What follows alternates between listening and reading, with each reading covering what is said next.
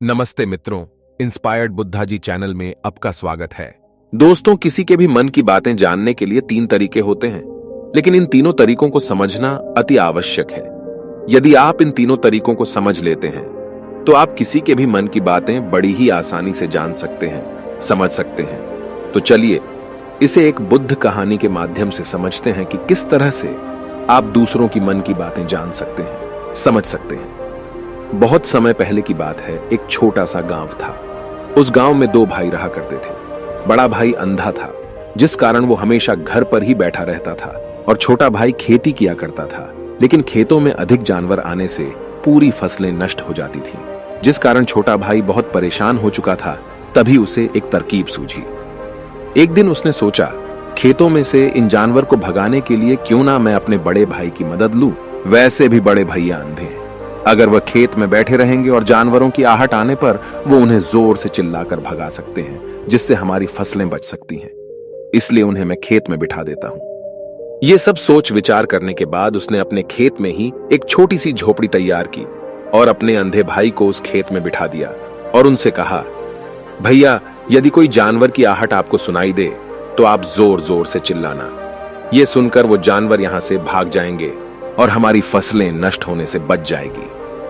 बड़ा भाई अपने छोटे भाई की बात मान लेता है और वो उस दिन से खेत में ही रहना शुरू कर देता है। जब भी किसी जानवर की आहट उसे सुनाई देती तो वो तुरंत जोर जोर से चिल्लाना शुरू कर देता, जिससे वो जानवर उसके खेतों से भाग जाते। ऐसा करते करते कई दिन बीत चुके थे। तभी एक दिन उसके खेत में एक हिरण भागता हुआ आता है और वह खेत के बांध को तोड़कर वहां से भाग गया। लेकिन उसी हिरण का पीछा करते हुए एक राजा भी उस खेत में आ पहुंचा। तभी राजा की नजर उस अंधे भाई पर पड़ती है। राजा उस व्यक्ति से कहता है, देखो, मैं यहां पर एक जानवर का पीछा करते हुए आया हूं।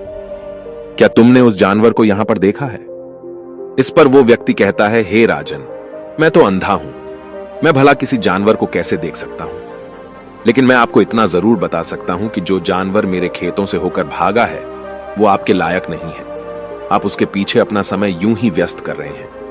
राजा उस अंधे व्यक्ति की बात सुनकर बड़ा अचरज में पड़ गया। वो ये सोचने लगा कि आखिर ये तो अंधा है, फिर इसे कैसे पता कि जिस हिरन को मैं तलाश रहा हूं वह हिरन मेरे लायक है ही नहीं। ये अंधा व्यक्ति मुझे कैसे बता सकता है?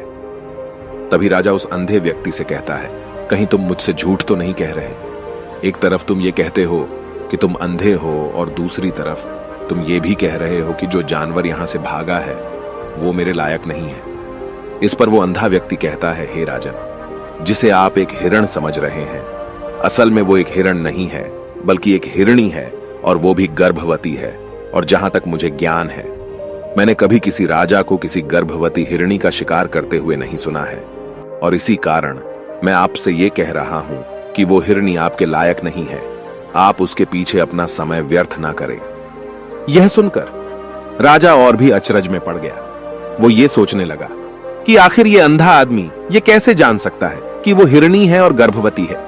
राजा कुछ देर सोच विचार करने के बाद अपने सेनापति से कहता है, सेनापति जी, मुझे वो जानवर जिंदा चाहिए, क्योंकि मुझे यह पता करना है क्या वह हिरणी है और क्या वह गर्भवती है।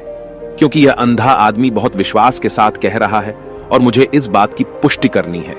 यदि वह हिरणी हुई और गर्भवती हुई तो वह हमारे शिकार के लायक नहीं है, क्योंकि हम तो एक हिरण का पीछा कर रहे थे। इसलिए जाओ और पता करो कि क्या वो हिरणी है। सेनापति राजा से आज्ञा लेकर आगे की ओर बढ़ चलता है और कुछ देर बाद जब वह वापस लौट कर आता है तो वह राजा को कहता है, हे राजन, इस अंधे आदमी ने जो भी बातें कही हैं वो बिल्कुल सही हैं। वो एक हिरणी ही है और वह गर्भवती भी है। यह सुनकर राजा आश्चर्यचकित रह गया।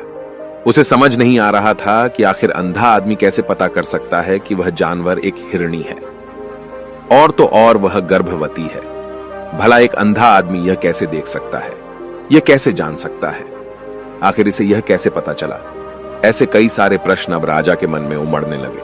अब राजा ने यह ठान लिया था कि मुझे इस बात की तह तक पहुंचना ही है कि आखिर यह अंधा आदमी कैसे जानता है कि वह जानवर एक हिरणी है।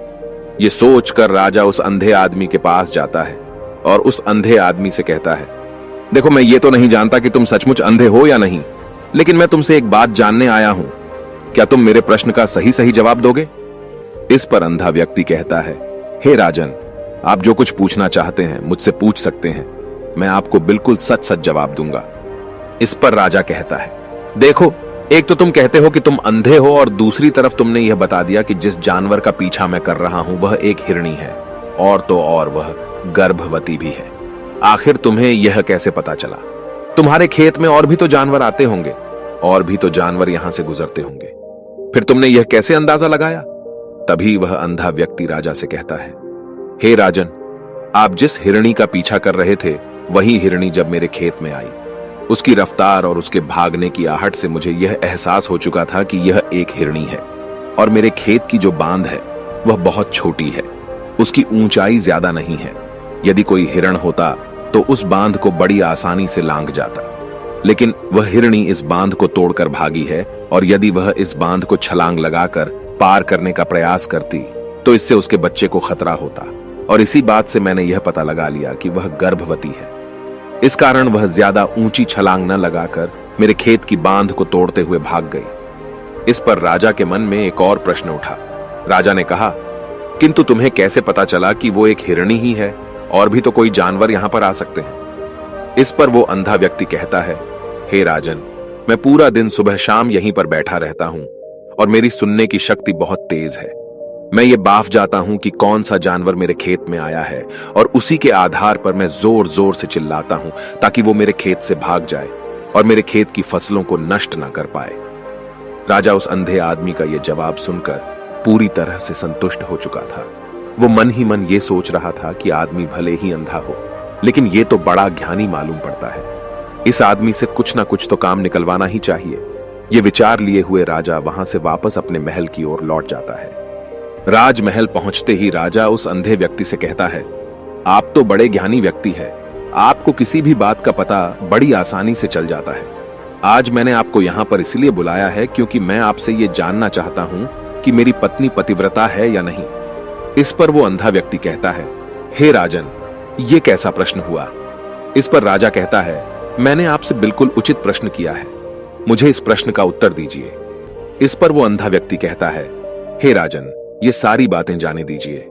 आपकी शादी को इतने साल बीत चुके हैं, और अब आप ये बात क्यों जानना चाहते हैं? आपके मन में ऐसे प्रश्न क्यों उठ रहे हैं? इस पर राजा जिद करते हुए कहता है, देखिए, आपको मुझे इस प्रश्न का उत्तर तो देना ही होगा। यदि आप मुझे इस प्रश्न का उत्तर नहीं देंगे तो मैं आपको मृत्युदंड दे दूंगा। राजा के मुख से यह बात सुनकर वो अंधा व्यक्ति कहता है, हे राजन, यदि आप इस प्रश्न का उत्तर चाहते हैं तो उसके लिए आपको मेरा एक काम करना होगा। राजा कहता है, बोलो, मुझे क्या काम करना होगा? इस पर व्यक्ति कहता है, इसके लिए आपकी पत्नी को मेरे साथ कमरे में अकेले छोड़ना होगा। उस अंधे व्यक्ति की यह बात सुनकर राजा पहले तो क्रोधित हो जाता है, लेकिन फिर कुछ सोच विचार करने के बाद वह उस व्यक्ति की बात मान लेता है और अपने सेनापति को आदेश देता है, सेनापति जी, इस व्यक्ति को और मेरी पत्नी को एक कमरे में कुछ देर के लिए अकेला छोड़ दे। सेनापति बिल्कुल वैसा ही करता है।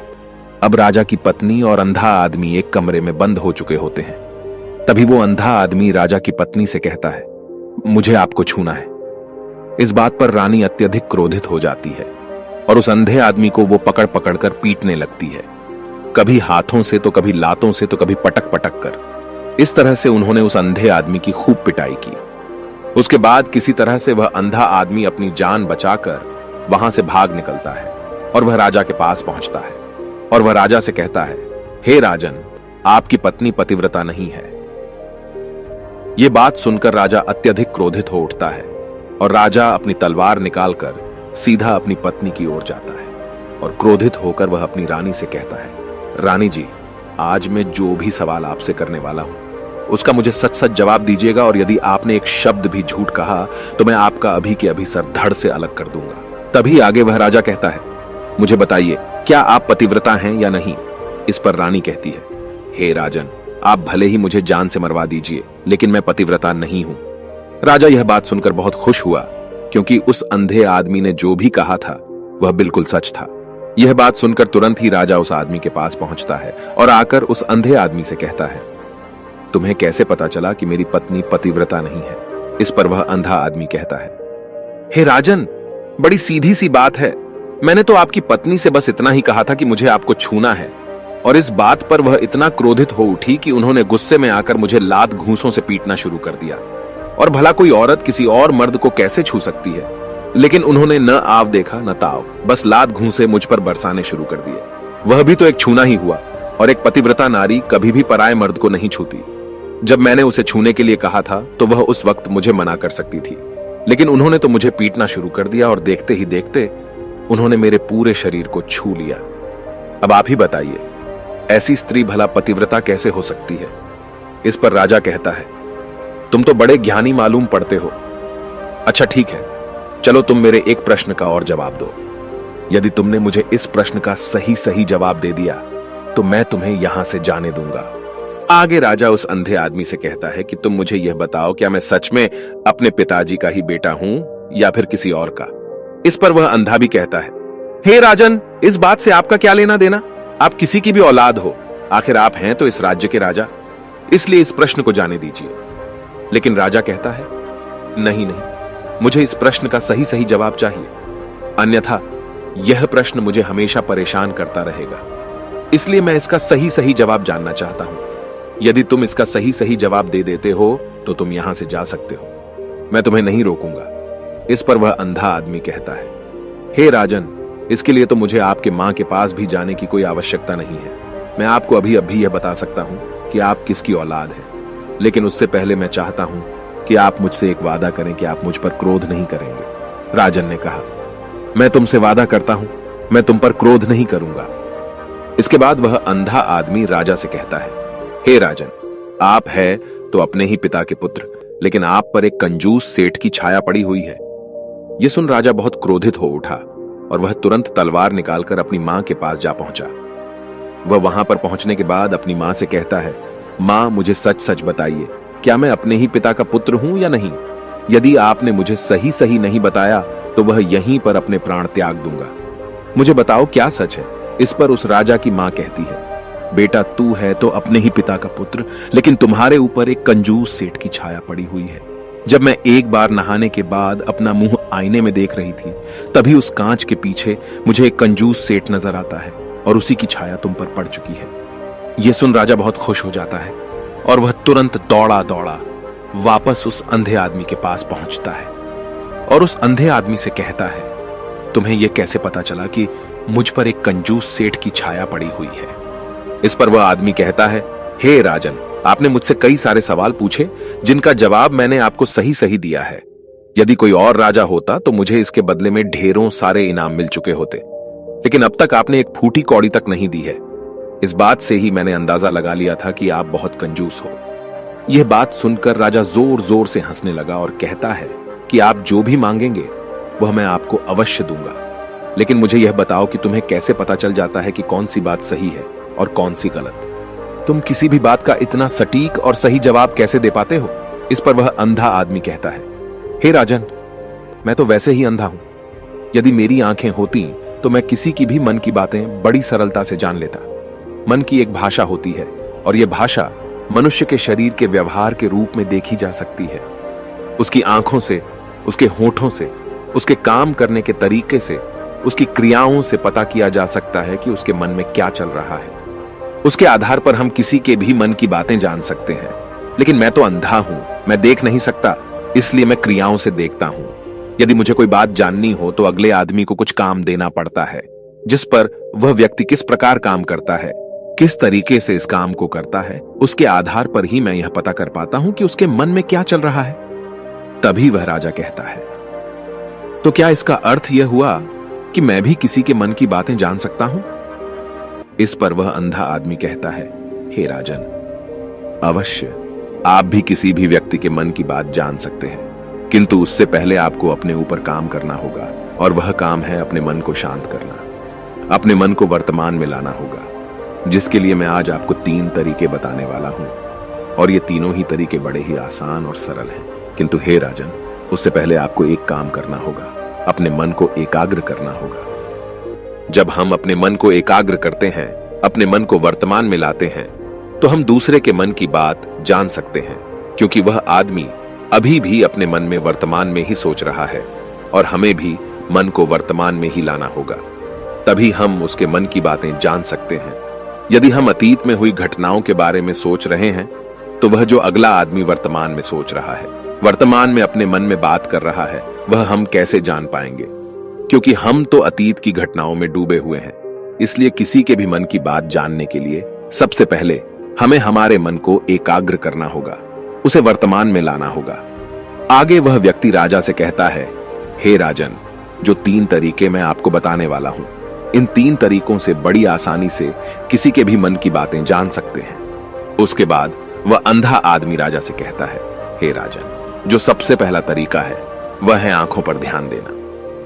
किसी व्यक्ति से बात करते वक्त उसकी आंखों में देखना, उसकी आंखों पर ध्यान देना जो सबसे ज्यादा जरूरी है, क्योंकि आंखें बोलती नहीं पर बहुत कुछ कह जाती हैं। यदि हम किसी व्यक्ति की आंखों के इशारों को समझना सीख जाएं, हम यह जान पाएंगे कि व्यक्ति के दिमाग में क्या चल रहा है, वह क्या सोच रहा है और अभी वह क्या करने वाला है। मेरे पास आंखें नहीं हैं, लेकिन मैंने अपने गुरु से यह विद्या सीखी है, क्योंकि बहुत सालों पहले मेरे पास आंखें थीं और मैं उस वक्त लोगों के मन की बातें केवल उनकी आंखों से ही जान लेता था। इसलिए यदि आप भी दूसरों की मन की बातें जानना चाहते हैं, तो आपको भी उनकी आंखों पर गौर करना चाहिए, जैसे कि उनका आकार कैसा है, वह कब, कहां और किधर देख रहे हैं।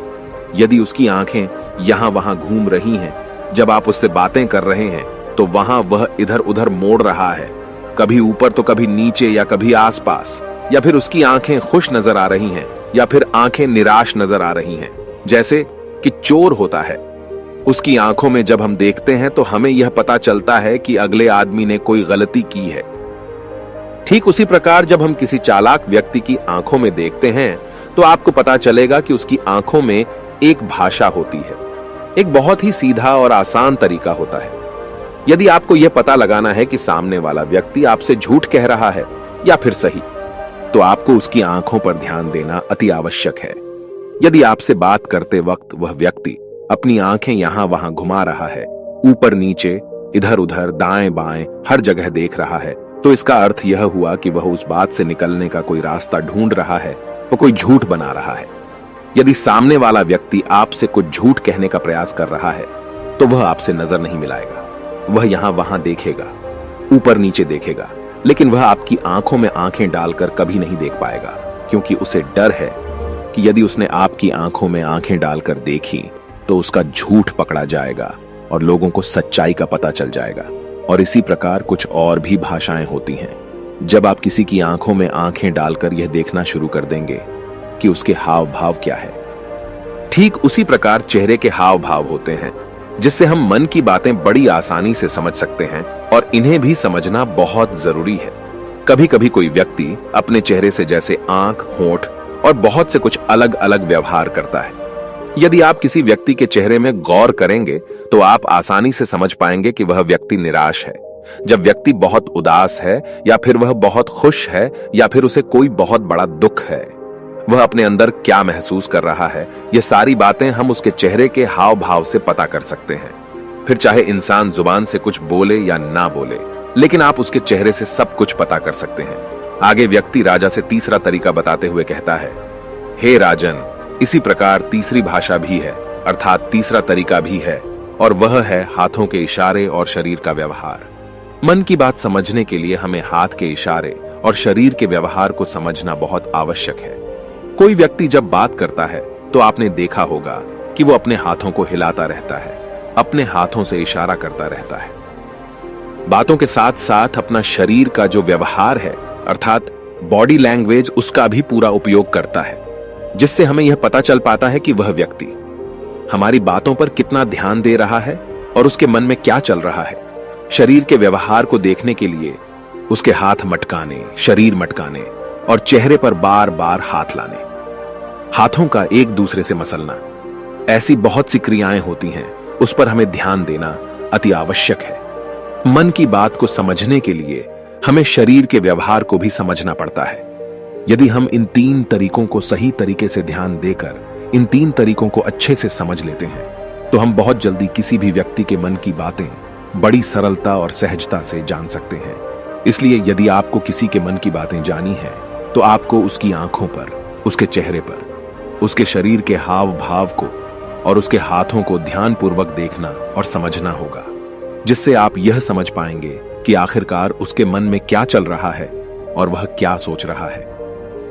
लेकिन उनसे पहले आपको अपने मन को एकाग्र करना होगा, शांत करना होगा और अपने मन को वर्तमान में लाना होगा। तभी आप उस व्यक्ति की इन सभी क्रियाओं पर ध्यान दे पाएंगे, उन्हें समझ पाएंगे। अन्यथा आप यदि अतीत की घटनाओं में व्यस्त हैं, भविष्य की योजनाओं में व्यस्त हैं, तो आप उस व्यक्ति के हाव भाव पर कभी ध्यान ही नहीं पाएंगे और न ही आप कभी यह समझ पाएंगे कि आखिर उस व्यक्ति के मन में क्या चल रहा है, वह क्या सोच रहा है। आपने देखा होगा कि ऐसे कई बड़े संत महात्मा हैं जो बड़ी ही शांति से आपको देखते हैं और आपको देखकर ही ये बता देते हैं कि आपके मन में क्या चल रहा है, आप उनसे क्या जानने आए हैं। और इसका सबसे बड़ा प्रमुख कारण यही है कि वह आपको पढ़ सकते हैं, आपको समझ सकते हैं, आपकी मन की बातें जान सकते हैं, क्योंकि उनका मन एकाग्र है, शांत है। और यही कारण है कि वह आपके मन की बातें बड़ी सरलता से समझ जाते हैं। यदि आपने अब तक पूरी कहानी को सुना है तो मैं आपसे एक छोटा सा अनुरोध करना चाहता हूं। कृपया इस चैनल को सब्सक्राइब करें ताकि मैं आपके लिए और भी ऐसी ही ज्ञान से भरपूर कहानियां लेकर आ सकूं। नमो बुद्धाय। मिलते हैं एक नई कहानी के साथ अगली वीडियो में।